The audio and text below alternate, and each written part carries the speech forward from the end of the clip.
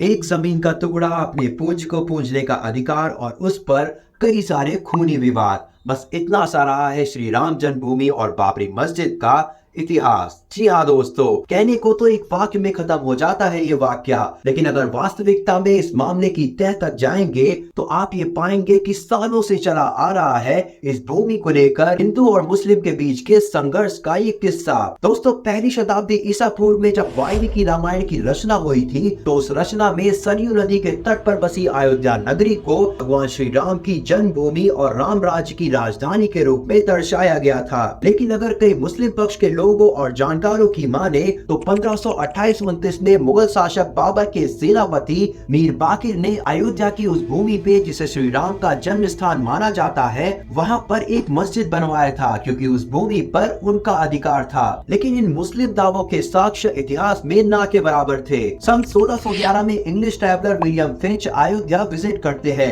और जहां उन्हें रानी चंद या रामचंद्र के महलों व घरों के अवशेष मिलते हैं। और 18वीं शताब्दी के दौरान कई सारे ट्रैवलर्स और मिशनरीज अयोध्या आए, जिनमें से ज्यादातर लोगों ने ये दावा किया कि बाबरी मस्जिद को किसी मंदिर या फिर दरबार को तोड़कर बनाया गया है। फिर दोस्तों 1853 में होता है इस भूमि को लेकर पहला कम्युनल क्लैश, जब अवध के नवाब वाजिद अली शाह के राज में कुछ हिंदू कम्युनिटी के लोगों ने मस्जिद तोड़कर मंदिर बनवाने की मांग की। और 1855 में कुछ सुन्नी मुसलमानों का ये कहना था कि हनुमानगढ़ी के वैरागियों ने बाबरी मस्जिद को खंडित कर दिया है और तभी से इन दंगों की चिंगारी भड़कनी शुरू होती है। हिंदुओं ने ब्रिटिश सरकार से कई बार मस्जिद को तोड़कर मंदिर बनवाने की मांग की, जिसे ब्रिटिश सरकार ने हर बार सिरे से खारिज कर दिया और उस भूमि पर फेंसिंग करके उसे आंतरिक और बाहरी हिस्सों में विभाजित कर दिया। लेकिन 1946 में अखिल भारतीय रामायण महासभा नामक एक हिंदू महासभा की शाखा ने इस स्थल पर कब्जे के लिए आंदोलन शुरू किया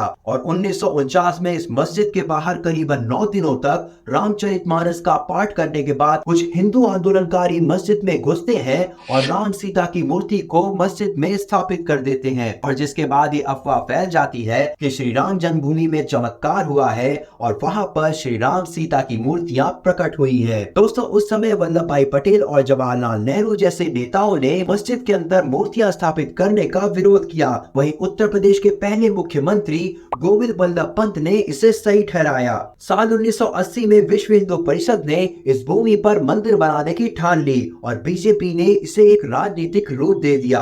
और यहाँ तक कि लाल कृष्ण आडवाणी ने इस आंदोलन के सपोर्ट में एक रथ यात्रा निकालते हुए कहा कि अगर मुस्लिमों के लिए मक्का है, क्रिश्चियंस के लिए वेटिकन सिटी है, तो फिर हिंदुओं के लिए अयोध्या क्यों नहीं। इस रथ यात्रा के चलते भारत के कई हिस्सों में हिंदू मुस्लिम क्लैशेस हुए और यहाँ तक कि बिहार सरकार ने लाल कृष्ण आडवाणी को इन दंगों का जिम्मेदार मानते हुए गिरफ्तार भी कर लिया। इसके बावजूद भी विश्व हिंदू परिषद और बीजेपी के कर सेवक यानी कि हिंदू आंदोलनकारी मस्जिद पर आक्रमण करने के लिए आगे बढ़ते हैं, जिन्हें की यूपी पुलिस और पैरामिलिट्री फोर्सेस द्वारा रोका जाता है। और इस झड़प में कई सारे कर सेवक यानी कि हिंदू आंदोलनकारी मारे जाते हैं, जिसका जिम्मेदार वीपी सिंह की केंद्र सरकार को मानते हुए बीजेपी अपना समर्थन वापस ले लेती है। दोबारा से फ्रेश इलेक्शंस होते हैं और बीजेपी यूपी के लेजिस्लेटिव असेंबली के इलेक्शंस जीत जाती है। दोस्तों, फिर आता है भारत की सेक्युलरिटी यानी कि भारत की धर्मनिरपेक्षता पर लगा सबसे बड़ा धब्बा, एक ऐसा दंगा जिसमें 2000 से भी ज्यादा लोगों की जानें चली जाती हैं। दिन था 6 दिसंबर 1992, जब विश्व हिंदू परिषद, उनके संगी और बीजेपी ने मिलकर एक भव्य रैली का आयोजन किया और जिसमें की करीबन 1.5 लाख से भी ज्यादा हिंदू कर सेवक शामिल थे।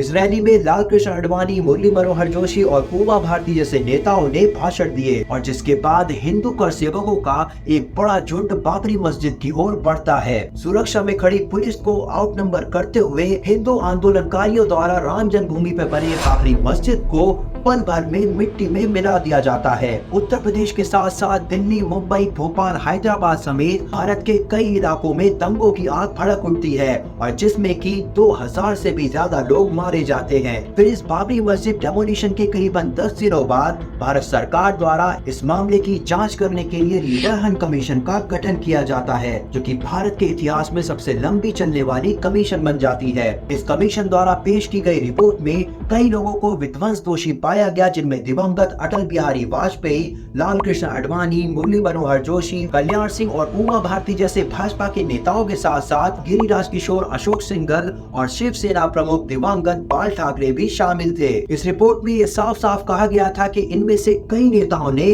उत्तेजक भाषण दिए, जिसके चलते ये विध्वंस भड़क उठा और अगर वो चाहते तो इस विध्वंस को रोक सकते थे। अब भला मुस्लिम पक्ष इस पे कहाँ शांत रहने वाला था। कई सारे मुस्लिम ऑर्गेनाइजेशंस ने अपना आउटरीच एक्सप्रेस करना जारी रखा। वही साल 2005 में आतंकवादियों ने ध्वस्त की गई मस्जिद के स्थान पर बने अस्थायी मंदिर पर हमला किया। 1993 से लेकर 2010 तक इस भूमि के टुकड़े को लेकर कई सारे विवाद हुए। फिर 2010 में इलाहाबाद हाई कोर्ट ने इस डिस्प्यूट पर अपना फैसला सुनाया और इस भूमि को 3 हिस्सों में बांट दिया।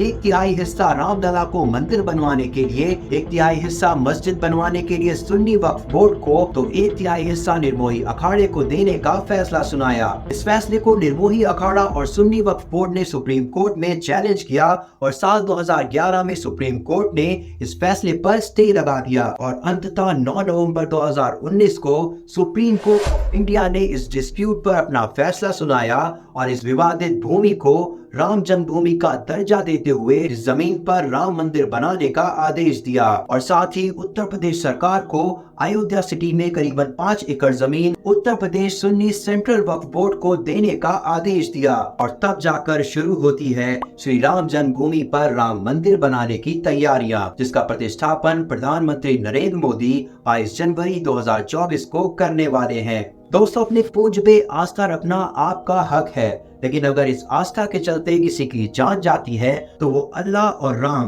दोनों की नजरों में घोर पाप है। इसीलिए भाईचारे से रहें और भारत की धर्मनिरपेक्षता बनाए रखें। नमस्कार।